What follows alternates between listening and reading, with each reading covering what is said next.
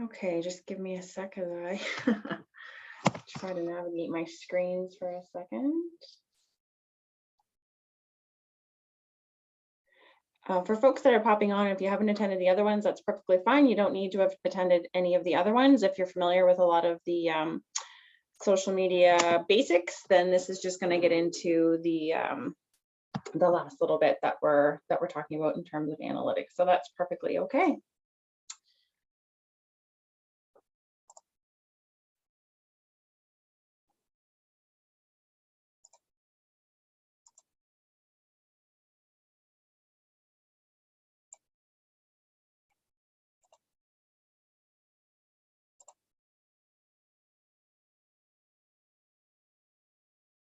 Can everyone see my slides okay? You can see the PowerPoint, but you are still in like the regular editing mode. Weird. If you want, I can draw them on my computer. No, it's just because I clicked the wrong thing. Let's try this one.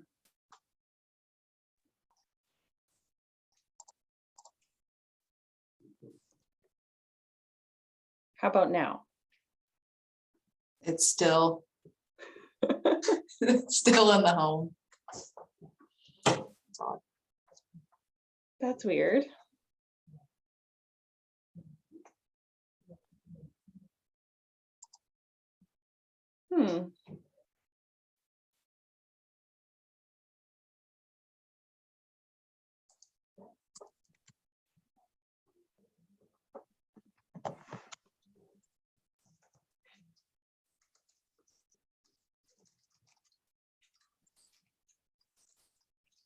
What about this one? There you go. Third time is a charm. All right, good afternoon, everyone. Welcome to the final session in the series. My name is Jeanette McDonald. I'm the Public Trust Coordinator with the Nova Scotia Federation of Agriculture. Today's session, we're going to be focusing on insights, analytics, a little bit on paid advertising, and using an influencer. So this session is meant to be interactive, so please feel free to ask questions. You have the ability to unmute yourself so you can talk, but you can also put your questions or comments in the chat, and Catherine or myself will get to those. We're scheduled to be together for an hour, so we will try to wrap up by 1 p.m. This is just a quick recap. So building trust is really about connecting on shared values and not just educating the public. We know that connecting on shared values is 3 to 5 times more powerful than facts when it comes to earning trust. And public trust is not just about education and facts. We talked about values in the first 2 sessions, and if you didn't take part in the first Lunch and Learn, you can watch it on the PT resources section on our website, the NSFA website. And I'll include a link to those 2 sessions that are already up in the handouts that will go out from today. We also went over creating and scheduling content, branding, tools for graphic design, hashtags, keywords, and a little bit about the Your Farmers, Your Nova Scotia campaign. So that leads us into social media metrics. So if you've gone through the effort of setting up your social media account, creating content, and putting it out through your social media channels, it's now time to take a look at your analytics. So social media metrics is the use of data to gauge the impact of social media activity related to your goals. So many times it's related to revenue if you're selling things, but in the case of building or strengthening trust, we're looking for goals not tied to sales or profit. So what can metrics tell you? They can tell you a lot of things. They can tell you the number of people your social media posts are reaching, the engagement you're creating, brand recognition for your business, and can help gauge the relationship you have with your online audience. So it could be in the form of, is it positive or negative? You can get sentiments, things like that. Each platform records metrics a bit differently. So Twitter has its own analytics, as do Pinterest, LinkedIn, Facebook, and Instagram. But today, most of my focus will be using Facebook and Instagram analytics using the new Meta Business. So if you have both of those accounts, Facebook and Instagram, you can link them together and just log into one place to schedule your content, which we already reviewed, but then also take a look at your metrics and analytics. So the first thing that we're going to talk about is reach, and reach is the number of people who saw any content from your page or about your page. So this can be in the form of seeing your posts, seeing stories, seeing paid advertisements, social information from people who interact with your page, and more. So sometimes you'll see on Facebook that you have a friend that liked something from another page. That's included in, if it was your page that that person liked, it would be included in your reach, but it also includes the person that saw it on their, just saw that someone liked their content on their page as well. Engagement is the next metric, and it's a big umbrella category to track. So engagement rate is a metric often used to track how actively involved your audience is with your content and how effective your brand campaigns are. So engaged people interact with social media content through interactions such as likes, which is all of those emoji responses that are now available, which is like, love, laugh, care, wow, sad, and angry. But it also includes comments and sharing. So anytime they kind of click on the content or click share or anything like that, that's included in engagement. Engagement essentially boils down to how much your audience accounts are interacting with your own account and how often. So every network will have some sort of engagement metric that is a total sum of smaller engagement opportunities, such as likes, comments, and shares. Many platforms have more than one type of metric and will have a different name. So on Twitter, it would be retweets versus Facebook shares. So sometimes the language is a little different, but it's all related to engagement. High engagement rates will indicate audience health, so how responsive your audience is, and how many are real followers. So real is in quotation marks here. So it's not someone that has just liked your page because you were running a contest and they liked it 2 years ago and they've never interacted with any content since then. But it's really the people that are interested in what you're posting and will hit the like button or the share button and engage with your content. It's also a metric of the awareness of your brand. So the more people are seeing your brand, the more brand recognition you'll have. And this is a very important metric when you're talking trust, because you know people are experiencing your content, so you can take a look at the sentiment. So one example would be looking at those different emojis that are available. So if they're liking your content, loving your content, or maybe they're angry with your content, they didn't like something that you posted, and feel confident and comfortable enough to tell you that. The next thing is audience. So audience metrics are based on your current page likes. So this information can include gender, the top countries and the top cities that people are from. And you can also see what your potential audience is with target-based advertising. So it's the people that like or follow your page or are engaging with your content. Sometimes you'll occasionally see people that are engaging with content and they've never liked or followed your page. And Facebook will give you the opportunity to invite those folks to like or follow your page, so you can make sure that they're seeing all of the content that you're pushing out.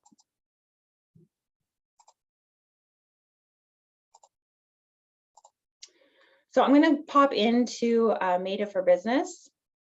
If you want to do this on your own pages, you need to be set up as a page.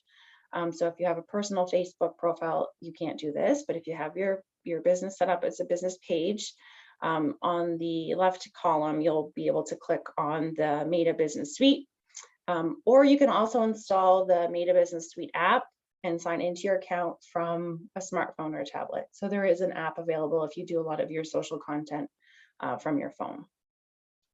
So I'm just going to stop this share.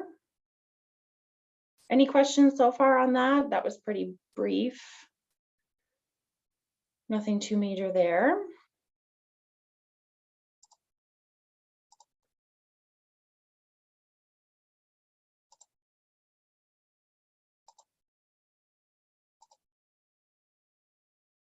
Alrighty.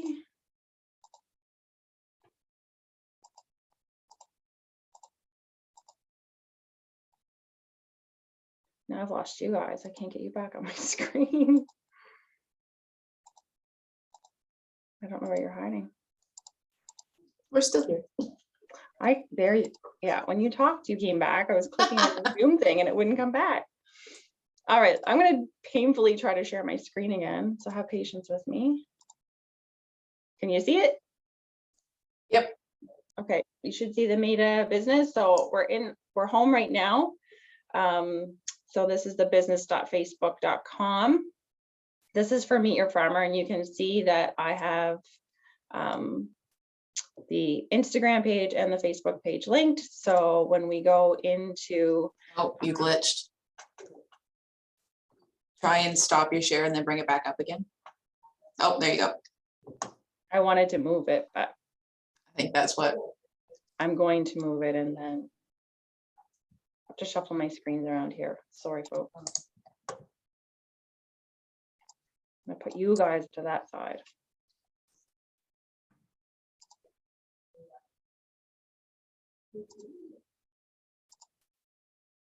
Can you see it again? Yep. Perfect. So we have the homepage here.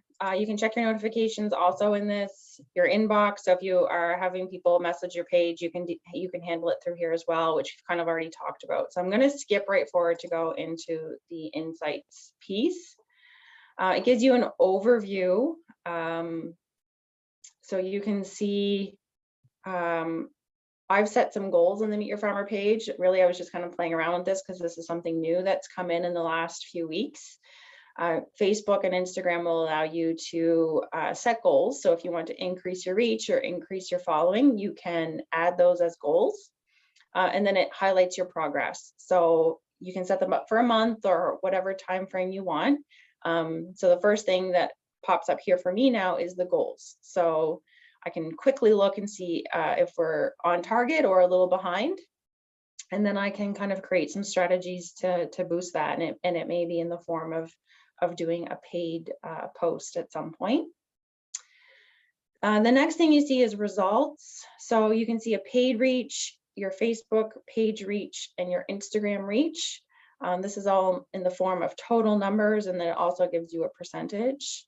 And then you can generate results reports from that. You can see your content. So this is going to be based on ranking your posts with the highest reach. So it does both paid and organic content. So you can sort by reach or you can sort by likes and reactions. So this is more on the engagement piece. Comments. So if you're looking for a post, which posts people were really interested in and commenting on. And then also link clicks. If you had something posted and you want to see which how it's doing on getting people to your website or to an online store or things like that, you can also sort by that. And then your audience is at the bottom here, so it gives the total page likes and the followers. Where Facebook offers two options, Facebook likes and Facebook followers, it doesn't give you the audience on your followers. So we have more followers than we do page likes. So if you want the audience content, like to see which country, city, and age and gender, really make sure to get people to like your page and not just follow, so you can make sure that you're getting that audience result. If we move into the results tab, so the first thing again is the overall goals. So you can quickly look at and see how you're doing on that. This is your Facebook reach, this is the next section. So this gives about a month at a time, but you can up here at the top, so you can do your last 28 days.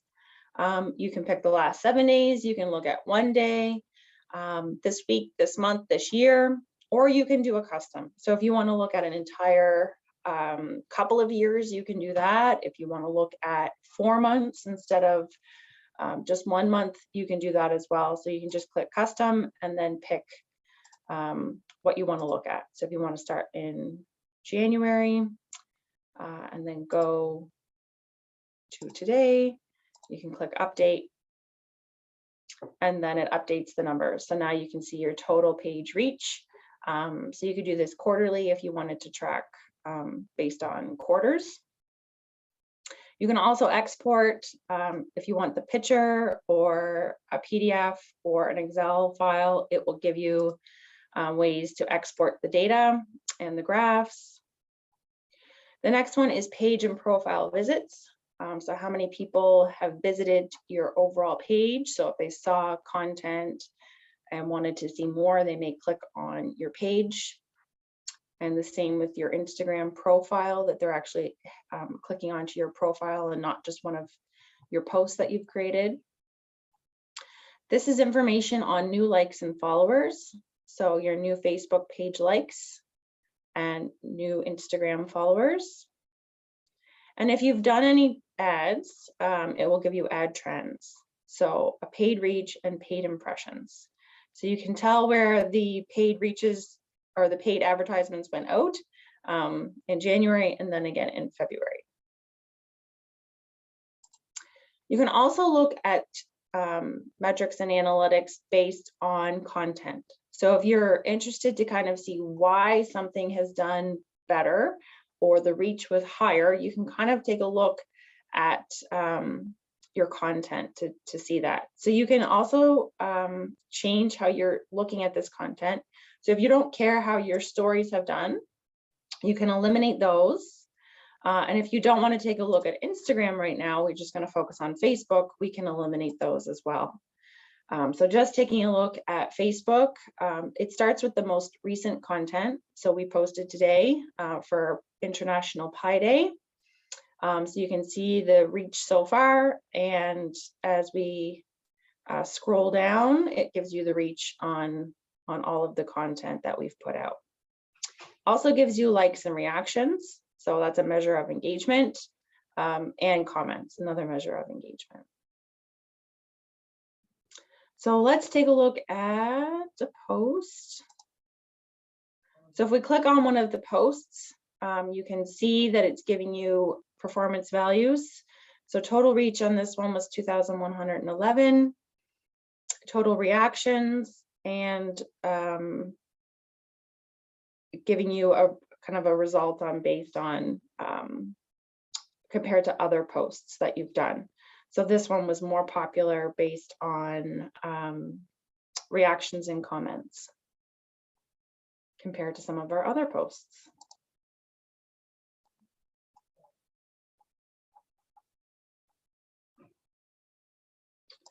Go back into content. So again, you can export some of this information if you're generating reports for anyone or for yourself, if you want to kind of track over time some of your social media results, you can export the data as well. And if we go into audience, it gives us our total page likes. And you can see on Meet Your Farmer, we have a heavy percentage who are women. So 78% of our audience are women. And the same basically with Instagram. It's really kind of a similar audience. We tend to trend a little lower ages on Instagram. So a bigger percentage of our audience on Instagram is between the ages of 25 and 34. And on Facebook, it's a little older, which is to be expected. Facebook tends to have a bit older audience. And you can see our top cities. So Halifax, Nova Scotia, and Truro, Dartmouth, Antigonish, and Lunenburg, which is great. I mean, we're really trying to reach Nova Scotians, so this is really where our audience should be. If you're reaching past Nova Scotia, and that's your intent, then this is a way that you can kind of see where people are reaching you from. So top countries, it's a little broader on Instagram. We're going into the United States and some other countries a little bit more than we are on Facebook. So you can see Canada as the top one, and then the United States and some others seep in there a bit. So if you're really focused on certain cities or areas, then this is kind of where you can come in and see if you're reaching those people. And if not, we'll get into ways on how you can expand that if you're interested in using some paid advertising, which it's hard to not do at some point. So I'll stop sharing this. Any questions on the Meta for Business? Going in and actually looking at your information? Jeanette, I just have a quick question. It's Katie. Yep. I might have missed this part. Sorry, I spoke for a second. How do I get my page to be that Meta Business Suite? Like, I use it a lot on my phone. Will it show up that way on my phone, or do I have to sign up for that to do it that way, or how do I get my page to do that? If you want them Meta Business on your phone, there's an app that you can download in the Play Store or wherever you go on your iPhone. I'm an Android person, so but there is an app that you can download, and then once you download the app, you just sign into your Facebook or Instagram account, and it uploads all of that information. So it won't automatically take you there when you open your Facebook from your phone, but if you go into that app, you can get all of this. And then it will also, it's basically the same. So it gives you that home, the notifications, the inbox, all of that, but also the ability to create content through that as well. So if you want to create and schedule posts, you can do it through that app as well. Okay. It's a little harder to get there on your phone once you open the app. I do open the Facebook app. I do find that it's easier if you just have the Meta Business app downloaded and use that one. Yeah. Okay. No, that makes sense. Thank you.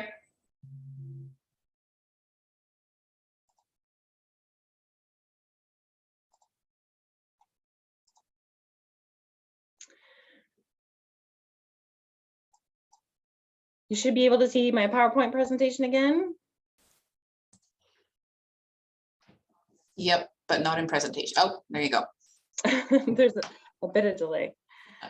All right, other metric tools. So I focused on the Meta Business one because it's free and it's easy. So if you have those two social media accounts that you're using quite frequently, that's a good one to use because it's linked and there's no added costs or anything to it. There's also Hootsuite, which is one that you can use for more apps. So if you have Twitter, LinkedIn, like those types of accounts as well, Hootsuite allows you to have all of those under its umbrella, and then you can look at data and analytics through that. The same with Sprout Social, Zoho Social. You can have multiple accounts and generate your content through there. Google Analytics is another tool you can use. I find it more difficult to use on social media. It's something that we use more for websites, or if you're looking to kind of see things in terms of like news trends and things like that. And Buffer Analyze is another one, but I have absolutely no experience with it. When researching this, it was one that popped up as another option for using in terms of metrics.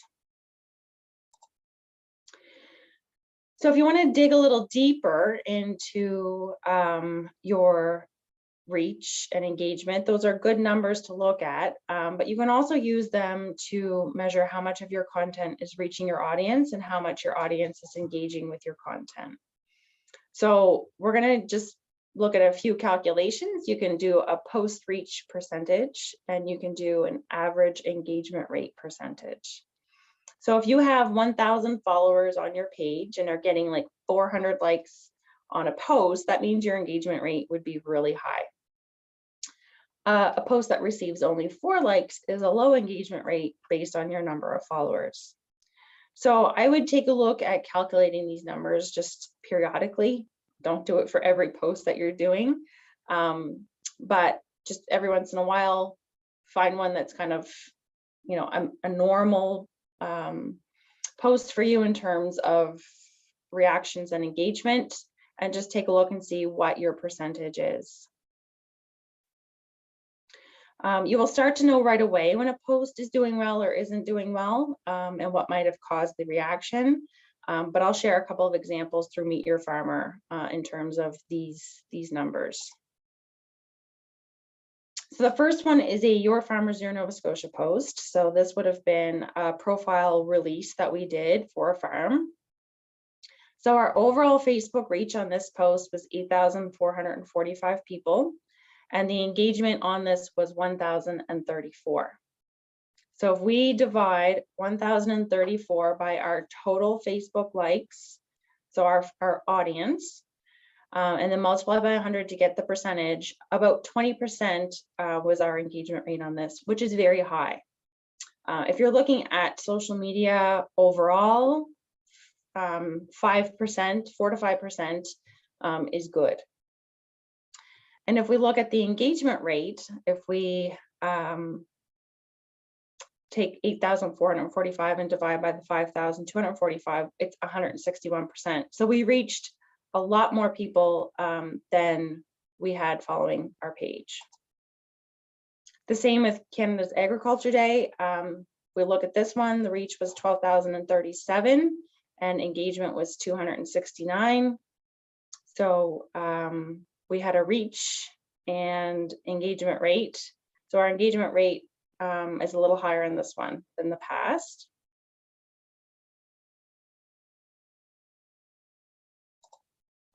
And this is an example of a paid ad to boost an event. So this picture wasn't boosted as a post. It was part of an event that we did and we paid to boost the event. We would do that just to increase our reach. And so when we did a paid boost, the reach on this was 21,190 and engagement was 148 responses. So this was event responses. We then had 148 people click to say that they were interested in or were going to attend an event. And I find that if you are hosting anything online, especially during the COVID era that we were in, putting a small paid boost onto event posts can be very beneficial.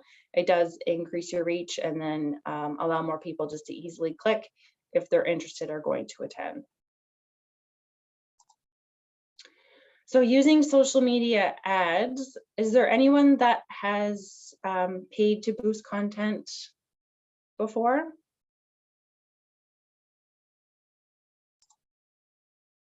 I can't see you all, so if you're, I'm just going to stop sharing. No, I haven't used it.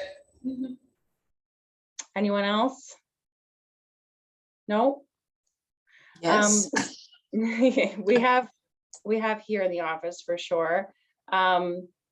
So paying to boost ads or putting something on social media, it does not have to be a lot of money. $5 or $10 will make a difference on it. So since we haven't done it before, I'm gonna I'll take you on to I'll go into Facebook and just show you what that's all about to kind of plan an ad out. So we'll go into that one.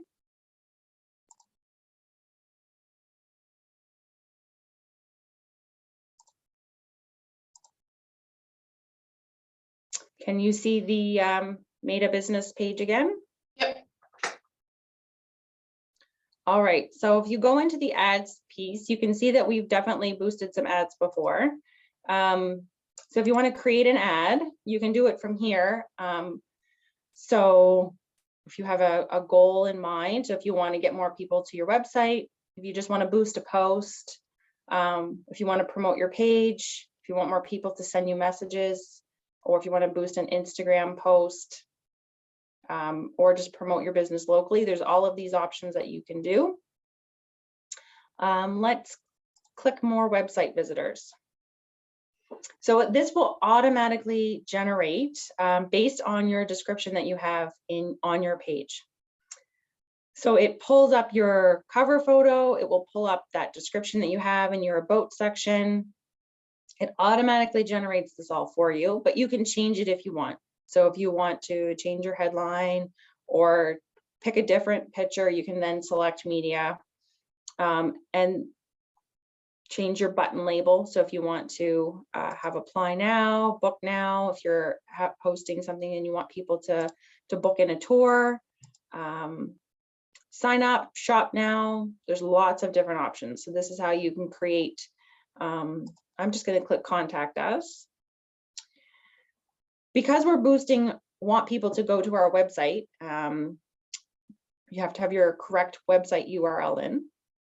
And maybe there's a certain section on your website that you want to take them to. So you can modify that here if you just want them to go onto your homepage, or if you want to pick a different landing page. And then this is where you can select your audience. So who should see your ad? Facebook can automatically create a smart audience. So this is who Facebook thinks is going to be interested in your business. But then if you don't want Facebook to do that for you, you can start changing who you want. So you can see based on our audience, Facebook's probably going to put this into our target audience, who were primarily women over the ages of 45. So we're probably going to have Facebook choose that. So if this is something that I want to push to a younger audience, I have the ability to change that. So I can choose my audience details. I just click on that little pencil button. If I only want men this time, I'm trying to build my following of men, then we could select the age range that we're looking for and just click men. And then you can also choose location. So if you're targeting only to Nova Scotia, you can click on the map and just click an area, or you can type in the cities that you want to put. You can also just advertise to people who already like your page. You can click people who like your page and then their friends, or people in your local area. So whatever your address is in your profile, then they're going to target around that. The next part is to do a schedule and duration. So if you want your ad to start today, we would click here, but you don't have to. You can start it, if I wanted to start this Wednesday. You can run this ad continuously. So if you want this to be something that's long-standing, then you can click that, and then you're going to pick a daily budget. So if you only want to spend $1 a day, you can lower that down. If you want to spend $6 a day, you can increase it. If you want to select a day that the ad will end, you can pick as low as like 3 days or 2 days, but you then get a warning to increase your duration, that they say 4 days tends to get better results. So I find that is true, that you need a couple of days for this to filter through people's feeds. So 5 days is optimal. So if we're going to pick and spend $3 a day times 5 days, this is a $15 ad. They do collect tax, so your total amount would be $17.25 with the tax. And then you can put your credit card in, and it's just billed to your credit card. And when you're happy with how the ad looks, it gives you a preview. So this is what it would look like on a Facebook feed. So you can see that it has sponsored. So anytime you see that, that's a paid boost. And then it gives people the option, so to see, oh, this is meetyourfarmer.ca, we want you to contact us. And anytime someone clicks that, once this ad is live, Facebook starts tracking how many reaches and then the engagement from this ad as well. So you would click schedule, and then that ad goes in for review. It doesn't happen right away, but usually within a couple of hours, Facebook will review the ad, and then they'll let you know if it's not been approved or if it has been approved. I don't want to run that right now, so I'm not going to leave it there. There is another way to get into ads, and it's not through the Meta Business Suite. If we just go into Facebook and then go under your page, there is another way to find ads. If you need the receipt or anything like that from your ads, you won't be able to get it through here. I haven't found it anyway, but you just can create ads and see them. Another way to boost an ad is actually on the post that you've done. So I'm just going to select. So for example, our Nutrition Day post for National Nutrition Month, you can just boost this post. So there's a button at the top, it's blue. If you click boost post, it also gives you the options, the same button, the ad categories. If you want messaging to be the button label, it gives you the option of where you want people to send messages. So if you want your WhatsApp connected, if you want Facebook Messenger or Instagram, you connect those. And it also gives you a welcome message. So as soon as someone clicks that button, they're going to get a greeting from you. And you can choose what that is. So you can edit that. You'll select your audience again. That's all the same. Select your budget. So you want 4 days. This is now total budget. So it's not per day. This is your total budget that you can see. So if you only want to spend $10, Facebook's telling you that $40 is recommended, but you can select 10. But you can see here that your reach really shrinks on that. So this is not a good post to do a paid boost on, because our reach is so small. Even if we bring it up to that $40, you can see what that does. This is not worth spending money on to get more people to see it. It's not something that I'd recommend doing a paid boost on. So that's a couple of options if you're looking at doing some Facebook advertising or Instagram advertising. And again, you can set that to go through both accounts. So if you just want to boost something on Facebook or Instagram, you can do it through this app as well. And it's something to kind of play around with and see, but just make sure to go in and track your results. Yeah, play around with a $10 option or something that you're comfortable with, and see how it goes.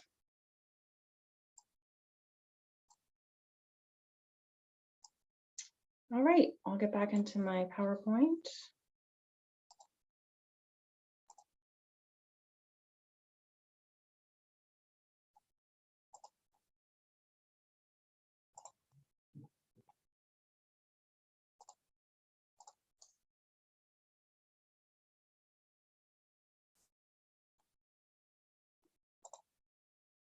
The next thing I'm going to talk about is social media influencers. So these are people who have established credibility in a specific industry, and they have access to a large audience and can persuade others to act based on their recommendations. Your slides aren't caught up yet. Home screen. Oh dear. Your screen sharing is paused. I don't know what that means.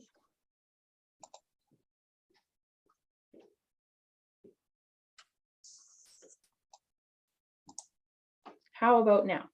Bingo.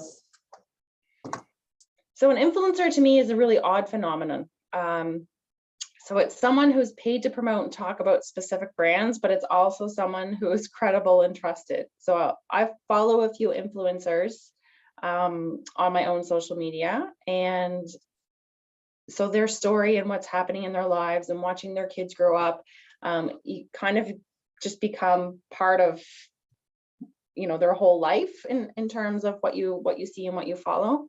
So it's it's a different form of marketing for sure. And influencers, whether you ever use them or not, definitely have qualities in their social media presence that we can learn from. You can be a trusted source and be paid to do it. So that's, I think, an interesting thing to kind of keep in mind, especially when we're focused on building and strengthening trust in this topic.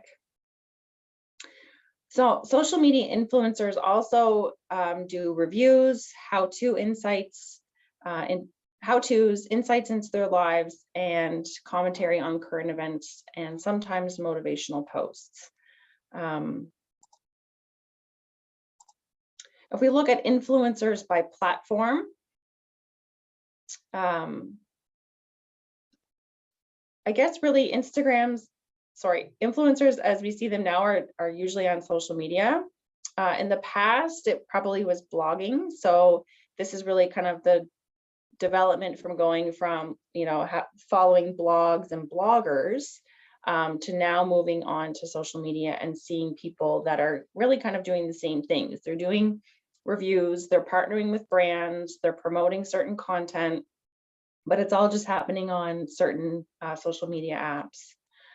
So there was some research done by a company to see, which apps are the most trusted platforms. And this information is for ages 16 to 24. So Instagram and TikTok were the most trusted platforms. And as we move into that older age category of 25 plus, you see that Facebook is the most trusted. So influencers are everywhere. They're hitting a younger audience on Instagram and TikTok, and a slightly older audience on Facebook. And outside of social media communication, blog posts, newsletters, and text messages were the next ways that people felt that they were, a trusted source. So this is kind of that where we typically would have seen them before in terms of blog posts and newsletters. Pinterest wasn't part of the research that they did, but I think this was another stepping stone for many people. So if you were blogging, then you might have gone to Pinterest, and now maybe you're doing something else. I wouldn't say that the people that are influencers now have done this progression. They're typically people that are social media savvy and want to partner with brands and really kind of show their lives on social media as well. If we're looking at having trust in influencers, things that boost trust in an influencer are their follower interaction and insights into their personal life. So people become more invested and trust influencers when they see more of their lives outside of partnering with brands or doing how-to videos or reviews on products. Things that can cause distrust with an influencer. So if you have an excess of sponsored posts, getting into political content, highly edited photos, and using specific influencer language were some things that people noted to cause distrust. And these are really things that we can kind of just take stock of. Insights into their personal life is really them telling their story. So that's something that we need to keep in mind as farmers and farm businesses, is just offering a little bit more into what's happening behind the scenes and on a personal level. People trust other people. It may not just be the brand that they trust, it's the people behind that. And influencers are kind of a case study for that, is they trust the person, not necessarily the brand. But if an influencer is promoting a certain brand, then those people are more apt to try it and experience it. There are influencers in Nova Scotia. So the first one on my list is Alicia McCarville, and Alicia, I think, is most famous on TikTok. She hit over 4 million TikTok followers within the past month. Her Instagram account has over 631,000 followers. So she has a huge audience and a huge following, and it's from all over the world. I think she does have a large percentage in North America, but the US would be a big part of her following. Andy Hay is another one. He is Andy's East Coast Kitchen. He was the runner-up on MasterChef Canada in 2018. So he started making videos on Instagram, I think during the COVID era when it was first coming on, and he wanted to grow his following and just started making videos every day and going live. And he is now over 71,000 followers on his account and has been partnering with some larger brands like Hellmann's. And actually Meet Your Farmer did a collaboration with him. We did a couple of videos and recipes with Andy last year. Sharon Ingalls is from Halifax. She's a mom. She studied to be a teacher. She has about 65,000 followers on her account. And she's really someone who just puts a lot of their daily life on their account. She loves interacting with her audience, will do a lot of kind of polls and does an episode called Dirty Little Secrets, just things like that to generate conversation with her followers. Dave and Sky is another account. So this is David and Skylar. They focus on travel and outdoor. They're travel and outdoor enthusiasts from Cape Breton.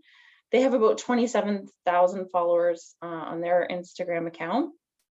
So if you're looking for someone to do day trip partnerships with or something like that, then you're going to want someone focused on travel and outdoor. That would be an example of that. Love and Sundays is another account from Halifax. She's an entrepreneur and focuses a lot on fashion and home. Also has a few businesses in addition to this, kind of doing some curated boxes and things like that. Again, a lot of focus on fashion and home in those. And Dashboard Living, I include them as an influencer. I'm not sure if they see themselves as an influencer or not. They're travel bloggers.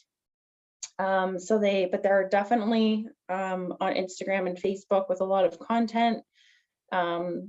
They partner with brands on travel products and destinations. So they've been able to kind of travel all over the world and locally as well, because they also partner with folks like The Kilted Chef.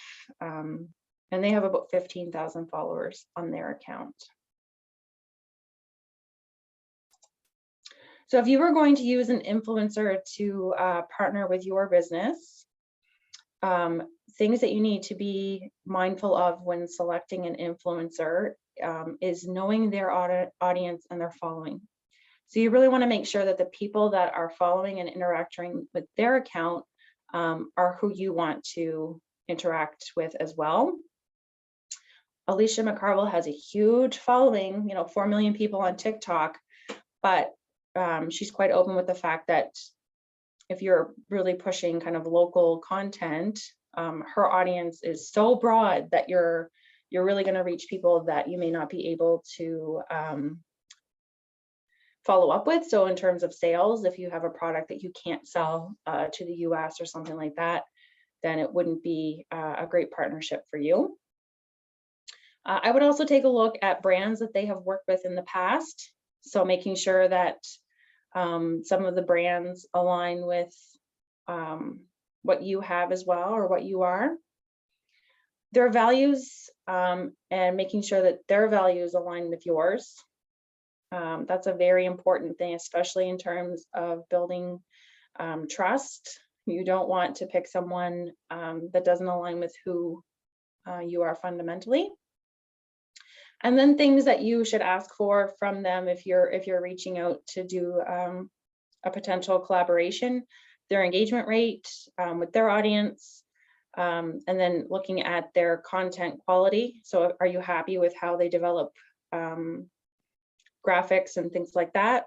And if they're authentic, if you feel that their personality is going to shine through on the partnership, because that's really what you want to do. You have to kind of let go maybe some of what you would normally market or advertise, and give them a little more creative freedom on that.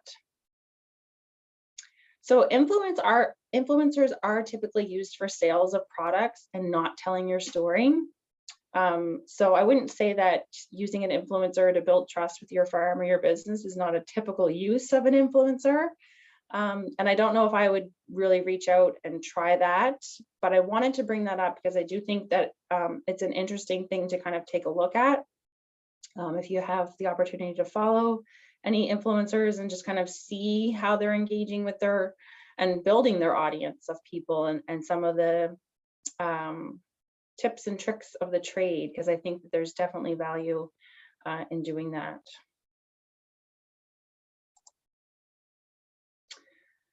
I'm going to stop sharing just to see if there's any questions from people. Did anyone want to take a look at any of those accounts that I mentioned, any of those influencers?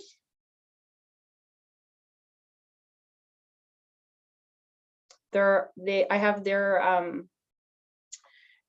Instagram names or TikTok names in this presentation. So if you do want to look them up afterwards, you can just go to the app and then search for them. All right, I'm in the wrap up portion of our talk. So I'm just going to share a screen to give you my information and Catherine's. Again, you can reach out to the Public Trust page on the Federation website to find where all of these recordings and information are going to be. So if you missed the first two or you want to just rewatch something, it's there. And I've sent out the slides for the past presentations as well. I can include all of those in today's follow-up email as well if you're interested in having the PowerPoints, just to go back and look at something. My contact information is here and Catherine's as well. So if at any time that you have a question about social media in some form, or you need some support in anything that we covered in the last two sessions as well, feel free to reach out. That's what we're here for. There were a few resources that we created from kind of the first session that we did in January. So you're going to see on the Public Trust page of the Federation website, there's now a social media calendar by month. So if you're looking for some content ideas, it's all laid out by month. So for example, today is International Pi Day 3.14. That's included on the list. So there's kind of some random days, commodity specific things included as well. So that's on there. There's a guide for Canva. So if you're new to Canva, we have that guide available for people to take a look at if you're interested in using it. Then there's the information on the Your Farmers, Your Nova Scotia campaign as well. So if there are no questions, we'll end a few minutes early. All right, I'm not seeing anything in the chat. Again, any questions at any time, then just feel free to reach out.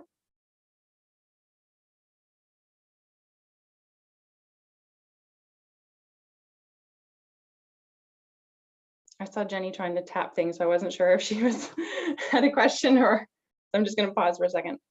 Thanks, Jenny. Enjoy the rest of your day, everyone. See ya.